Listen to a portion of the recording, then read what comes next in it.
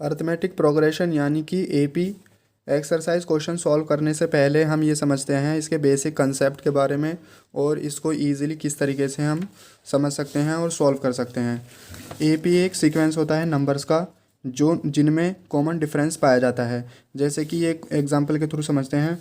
मान लीजिए ये 1 2 3 इस तरीके से कोई सीक्वेंस है।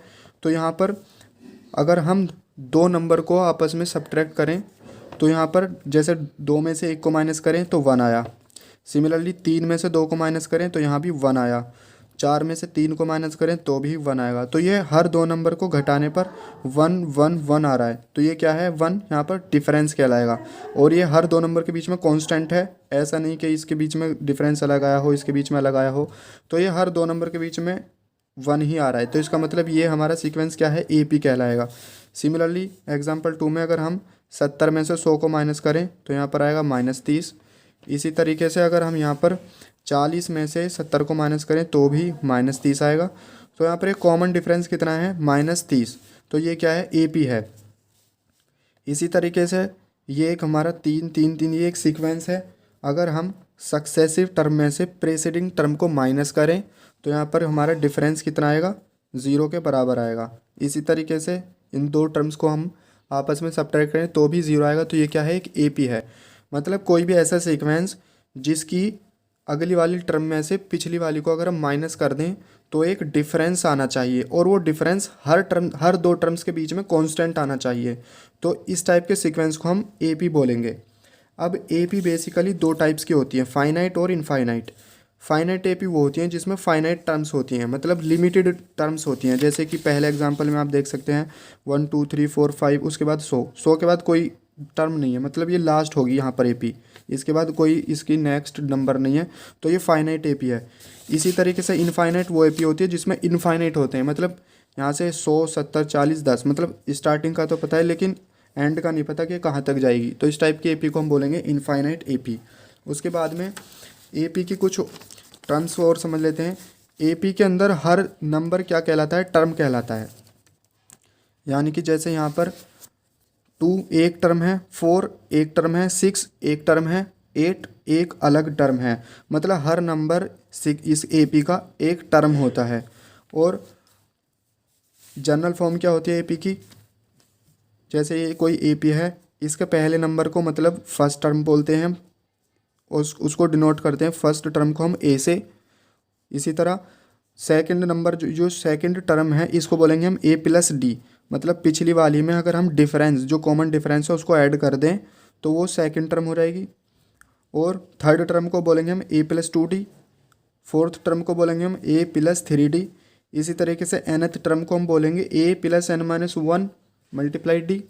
और ये डी होता है कॉमन डिफरेंस, ये होता है हमारा सक्सेसिव, मतलब अगली वाली टर्म में से पिछली वाली को माइनस कर दो। तो ये इस तरीके से हमारा कॉमन डिफरेंस यहाँ पर मिल जाता है। कॉमन डिफरेंस पॉजिटिव भी हो सकता है, नेगेटिव भी हो सकता है और ज़ीरो भी हो सकता है। एक एग्जांपल से समझते हैं। फर्स्ट टर्म यहाँ पर कितनी होगी ए और ए यानी कि 1। और जो कॉमन डिफरेंस होगा तो वो कैसे निकालेंगे हम, कोई भी दो टर्म्स को सक्सेसिव में से प्रीसीडिंग को माइनस कर दो। यानी कि यहाँ से 3 में से 1 को घटाएंगे हम तो वो किसके बराबर आएगा, कॉमन डिफरेंस के बराबर आएगा, यानी कि 2। इसी तरीके से अगर हम 5 में से 3 को माइनस कर दें मतलब तो यहाँ पर भी कितना आएगा 2 आएगा। अगर हम 7 में से 5 को माइनस कर दें तो भी 2 आएगा। तो ये क्या है कॉमन डिफरेंस यहाँ पर हमारा 2 आता है। अब यहाँ पर A1 यानी कि ए फर्स्ट टर्म हुई, A2 यानी कि सेकंड टर्म, और सेकंड टर्म हम जानते हैं ए प्लस डी कहलाती है। इसी तरीके से A3 यानी कि थर्ड टर्म, उसको हम ए प्लस 2d भी लिख सकते हैं। इसी तरीके से AN यानी कि nth टर्म, उसको लिखेंगे हम ए प्लस n-1d। मतलब जितनी टर्म होती है उसमें से एक कम कर दो और इस तरीके से हम मल्टीप्लाई कर देते हैं d से, तो ये हमारी nth टर्म कहलाती है। एग्जाम्पल से समझते हैं। एग्जाम्पल 1 में एक एपी है, यहाँ से फाइंड आउट करना है कि इसकी फर्स्ट टर्म और कॉमन डिफरेंस बताइए। तो सबसे पहले फर्स्ट टर्म हम जानते हैं, जो पहली जो टर्म होती है उसी को फर्स्ट टर्म बोलते हैं। तो इस तरह से फर्स्ट टर्म a 3/2, और कॉमन डिफरेंस जो होता है किसी भी अगली वाली टर्म में से पिछली वाली को माइनस कर दीजिएगा, यही क्या होता है कॉमन डिफरेंस। तो मैं इन दो टर्म्स को ले लेता हूँ। तो -3/2 माइनस और -1/2, -3/2 माइनस माइनस मल्टीप्लाई में प्लस हो जाता है, और इसको हम लिख सकते हैं -3 + 1। इसको फर्दर हम सॉल्व करेंगे, -2/2 = -1। तो इस तरह से कॉमन डिफरेंस आता है हमारा -1 के बराबर, और ए जो आता है हमारा फर्स्ट टर्म वो आता है 3/2 के बराबर। Example 2, which of the following list of number form an AP, मतलब कौन कौन सी लिस्ट नंबर की AP बनाती है, और अगर बनाती है तो नेक्स्ट 2 टर्म्स लिखेगा। तो सबसे पहले पार्ट 1 देखते हैं इसका। जब भी कभी हमें ये पता करना हो कि ये AP है या नहीं, तो हम क्या करते हैं, हर 2 नंबर के बीच में डिफरेंस निकाल लीजिएगा। हर 2, जैसे सक्सेसिव है, ये प्रेसीडिंग टर्म है, तो यहाँ से 10 में से 4 गए 6। सिमिलरली इन दोनों का डिफरेंस निकालिएगा, तो ये आएगा 16 में से 10 गए, ये भी 6 आएगा। इसी तरीके से इन दोनों टर्म्स का डिफरेंस निकालिएगा, तो ये भी 6 आएगा। अगर डिफरेंस हमारा कांस्टेंट आता है तो हम कह सकते हैं कि yes it is an AP, तो यहाँ पर डिफरेंस 6 आया। और अगर हम इसकी नेक्स्ट टर्म, जैसे यहाँ पर 4 टर्म ऑलरेडी हैं, तो नेक्स्ट 2 टर्म क्या होंगी, A5 और A6 होंगी नेक्स्ट 2 टर्म्स। हम जानते हैं पहली टर्म को A कहते हैं, दूसरी को A+D, और nth को बोलते हैं हम A + n-1 × D। तो इसी तरीके से यहाँ पर n हमारा 5 है, तो इसको लिखेंगे हम A + 5 - 1 × D। A यानी कि फर्स्ट टर्म जो कि 4 के बराबर है, प्लस 5 - 1 4 × D, D यानी कि 6, तो 6 चौक 24 और 4 28। इसी तरीके से A6 निकालने के लिए लिखेंगे हम यहाँ पर A + 6 - 1 × D, और A यानी कि फर्स्ट टर्म यहाँ पर 4 है, 6 - 1 × 5, और कॉमन डिफरेंस की जगह हम लिख देंगे D की वैल्यू 6। 6 × 5 = 30, 30 में 4 जोड़ेंगे तो यह आएगा 34। तो यहाँ से इस तरीके से जो हमारी 2 टर्म्स थी A5 और A6 वो हमारी ये आ जाती हैं।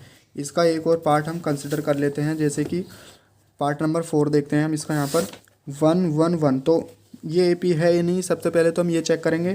तो हम 2 नंबर को घटाएंगे किसी भी, तो इसका डिफरेंस आता है 1 में से 1 को घटाएंगे 0। इसी तरीके से इस वाले 1 में से इसको घटाएंगे तो यहाँ आएगा 0, और अगर इन दोनों को हम घटाएंगे तो 2 में से 1 गया यानी कि 1। तो आप यहाँ पर ध्यान से देखिएगा, कॉमन डिफरेंस यहाँ पर कांस्टेंट नहीं है, तो D ≠ कांस्टेंट, तो हम यहाँ पर कह सकते हैं कि ये AP नहीं है, नो नॉट AP। और बाकी 2 पार्ट्स आप इसके देखिएगा, आप समझ में आ जाएंगे। एक्सरसाइज 5.1 हम नेक्स्ट वीडियो में डिस्कस करेंगे, उसमें और अच्छे से हम इन कंसेप्ट्स को अप्लाई करेंगे, तो वहाँ पर फुल्ली आपको ये समझ आ जाएगा। और अगर आपको कोई भी कन्फ्यूज़न है, कोई डाउट है, तो आप कमेंट बॉक्स में मेंशन कर सकते हैं। आई होप आपको ये कंसेप्ट समझ आए होंगे। अपने फ्रेंड्स के साथ शेयर कीजिएगा, सब्सक्राइब कीजिएगा एंड सपोर्ट कीजिएगा।